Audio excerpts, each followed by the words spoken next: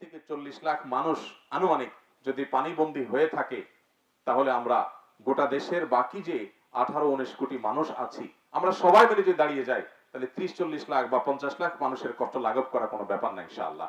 আল্লাহ আমাকে যতদিন বাঁচিয়ে রেখেছেন, আমি যেখানেই থাকবো আমি মানুষ উপকার করব। আমাদের আসুন্নাহ ফাউন্ডেশনের টিম রাত দিন তারা খাটছে, কষ্ট করছে। যে দুর্যোগ আমরা এখন পার করছি, এই দুর্যোগ বিগত 2-1 যুগের মধ্যে হয়েছে কিনা সন্দেহ। বিশেষ করে 22-এর যে বন্যা ছিল, সিলেটের সর্বগ্রাসী বন্যা, চলমান যে বন্যা পরিস্থিতি, সেটি সেই বন্যার ভয়াবহতাকেও ছাড়িয়ে গেছে। আপনারা দেখেছেন সোশ্যাল মিডিয়ার কল্যাণে যে কিভাবে ঘরবাড়িগুলো ডুবে শেষ হয়ে গেছে। ফেনী শহরের ভেতরে পর্যন্ত গলা পরিমাণ, কোথাও কোথাও মাথা পরিমাণ পানি শহরের ভেতরে। অনেক বিল্ডিং এর নিচতলা ডুবে গেছে, দোতলাতে পানি চলে এসেছে। আবার অনেক ভবনে নিচতলা ছাদ ছুঁই ছুঁই করছে পানিতে। এটা ফেনী শহরের কোন কোন জায়গায় হয়েছে। আর সেখানে নিচু এলাকা যেগুলো, সেগুলোর অবস্থা কতটা ভয়াবহ হতে পারে সেটা কল্পনার অতীত। আমরা ভয়াবহতা এখনো দেখতে পাচ্ছি না, কারণ আপনারা জানেন সেখানে ইন্টারনেট সেবা ব্যাহত হয়েছে এবং বেশিরভাগ জায়গায় বিদ্যুৎ নাই, যার কারণে পুরো চিত্রটা এখন আমাদের সামনে ফুটে উঠছে না। পুরো চিত্রটা যদি আমাদের সামনে ফুটে উঠে, তাহলে হয়তো আমাদের জন্য ঠিক থাকাটা কঠিন থেকে কঠিনতর হয়ে যাবে। আমরা আমাদের যে পরিশ্রম সাধ্য কাজগুলো আছে, কাজগুলোর ফাঁকে ফাঁকে আল্লাহ রাব্বুল আলামিনের কাছে অন্তঃস্থল থেকে একবার নিষ্ঠার সাথে, আমার আপন ভাই, আমার বাবা, আমার মা, তারা যদি আজকে বিপদে পড়তেন, আমি যেরকম ব্যাকুল থাকতাম, আমি যেরকম অস্থির থাকতাম, আমার যে মনোবেদনা হতো, ঠিক সেই মানসিকতা নিয়ে আমরা আমাদের রবের কাছে অন্তঃস্থল থেকে দোয়া নিবেদন করবো ইনশাআল্লাহ। ইমানদারের সাথে অন্য ধর্মাবলম্বীদের পার্থক্যের জায়গাটা হলো, আমরা দুই ভাবে চেষ্টা করতে পারি। একটা হলো যে আমার বাহ্যিক যে প্রচেষ্টা আছে, অর্থ দিয়ে, শ্রম দিয়ে, সময় দিয়ে, সেটা আমি করতে পারছি। আরেকটা হলো আরশের মালিকের কাছে দুহাত প্রসারিত করে আমি প্রার্থনা করছি। আমার মূল শক্তির জায়গা সেটি, তার পাশাপাশি আমার এটা প্লাস হবে। আল্লাহর প্রতি যারা বিশ্বাসী না, তারা এই সুযোগটা থেকে বঞ্চিত হয়। অতএব আমি আপনাদেরকে উদাত্ত আহ্বান করতে চাই, বিপন্ন মানুষের জন্য আমাদের একান্ত সময়ে আমরা একটু নিরিবিলি হলেও আল্লাহ তাআলার কাছে দোয়া নিবেদন করবো। আল্লাহ আমাদের সবাইকে সে তৌফিক দান করুন। প্রিয় ভাইরা আমার, ফেনীতে, কুমিল্লাতে, ব্রাহ্মণবাড়িয়া এবং চাঁদপুরের কিছু এলাকাতে, লক্ষ্মীপুরে, নোয়াখালীতে এবং চিটাগাংয়ের কিছু এলাকাতে যেভাবে বন্যা ছড়িয়ে পড়েছে, এবং গতকাল থেকে আপনারা জানেন যে সিলেটের অনেক এলাকাও প্লাবিত হয়েছে। এখানে আমাদের পুরো জাতির সম্মিলিতভাবে হাতে হাত, কাঁধে কাঁধ রেখে যদি আমরা সবাই চেষ্টা করি, তাহলে 30 থেকে 40 লাখ মানুষ আনুমানিক যদি পানিবন্দী হয়ে থাকে, তাহলে আমরা গোটা দেশের বাকি যে 18-19 কোটি মানুষ আছি, আমরা সবাই মিলে যদি দাঁড়িয়ে যাই, তাহলে 30-40 লাখ বা 50 লাখ মানুষের কষ্ট লাঘব করা কোনো ব্যাপার না ইনশাআল্লাহ। আপনারা যেভাবে কষ্ট করছেন, আমাদের আসুন্নাহ ফাউন্ডেশনের টিম রাত দিন তারা খাটছে, কষ্ট করছে। শুধু এই বন্যাতেই নয়, আপনারা জানেন যে কোনো দুর্যোগে আমরা চেষ্টা করি আমাদের সর্বোচ্চটুকু দেওয়ার। আমি আপনাদের কাছে একটা দোয়ার আহ্বান করি, সেটা হলো, আপনারা সারা দেশের মানুষ আসুন্নাহ ফাউন্ডেশনকে যেরকম ভালোবাসা দিচ্ছেন, আপনাদের আস্থার কথা আপনারা জানান দিচ্ছেন, আপনাদের কাছে আমরা দোয়া চাই, আপনারা একটু আমাদের জন্য দোয়া করবেন।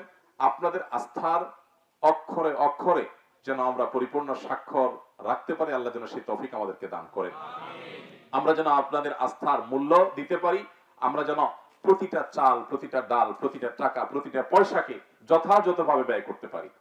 আপনাদেরকে আশ্বস্ত করার জন্য জানিয়ে রাখি, আসুন্নাহ ফাউন্ডেশন মানুষের দানের প্রতিটা টাকাকে খরচ করবার আগে বারবার হিসেব করে। আমরা ত্রাণ দিতে গিয়েছিলাম আজ থেকে আরো 4-5 বছর আগে বন্যায় উত্তরবঙ্গে।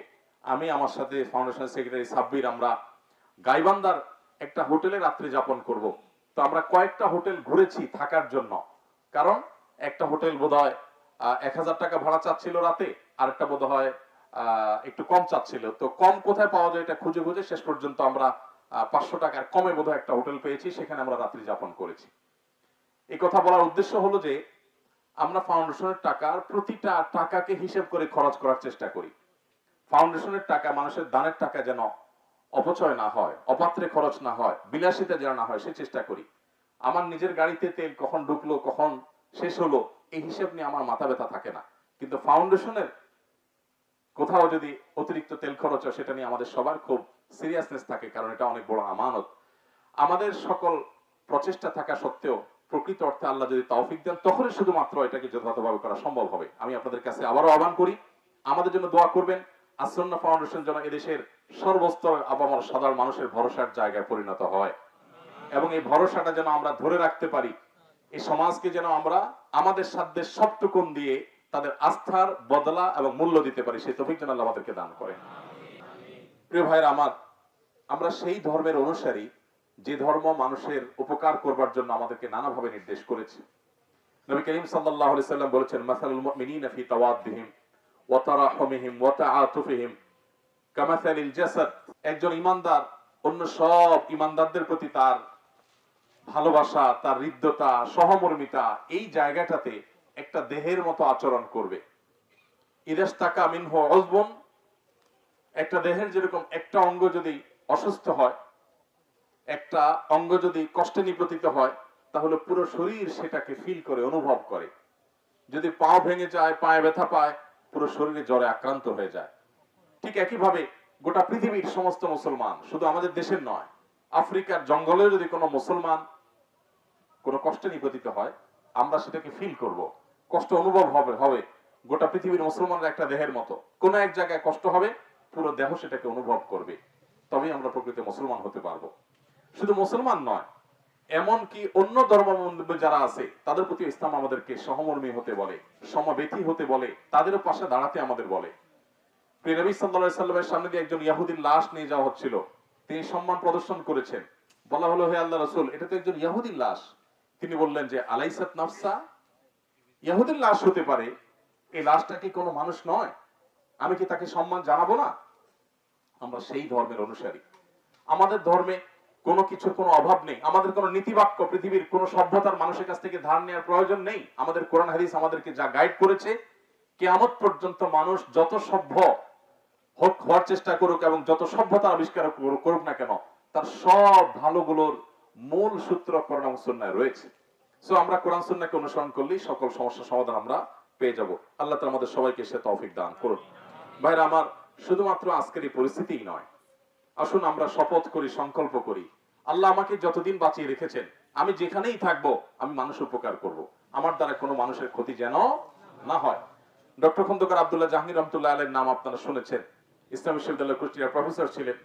স্যার রাহিমাহুল্লাহ বলতেন, আমার সারা জীবনের যত গবেষণা, যত পড়াশোনা, দেশে বিদেশে ইসলামের উপরে যত আমার ডিগ্রি নেওয়া হয়েছে, ইসলামের উপরে আমি যে অধ্যাপনা করেছি, বিশ্ববিদ্যালয়ে পড়িয়েছি, আমার সারা জীবন ইসলাম নিয়ে পড়াশোনার নির্যাস আমি 2 লাইনে বলতে পারবো। তার প্রথম লাইন হলো, ঈমানের পর 5 ওয়াক্ত নামাজ সহ ইসলামের মেইন ফরজ কাজগুলোর পর আল্লাহ তাআলা সবচেয়ে বেশি সন্তুষ্ট হন যখন মানুষ মানুষের উপকার করে। আর কুফরির পর, বড় বড় অপরাধ পাপাচারগুলোর পর আল্লাহ সবচেয়ে বেশি অসন্তুষ্ট হন যে কাজে, সেটা হলো কোন মানুষ যখন কোন মানুষের কষ্টের কারণ হয়। এজন্য ভাইরা, আজীবনের জন্য সংকল্প করি, আমরা কোন মানুষের কোন কষ্টের কারণ হব না। আমি কলাটা খেয়ে খোসাটা রাস্তায় ফেলবো না, কারণ সেটা একজন মানুষের আছাড় খেয়ে পড়ার কারণ হতে পারে।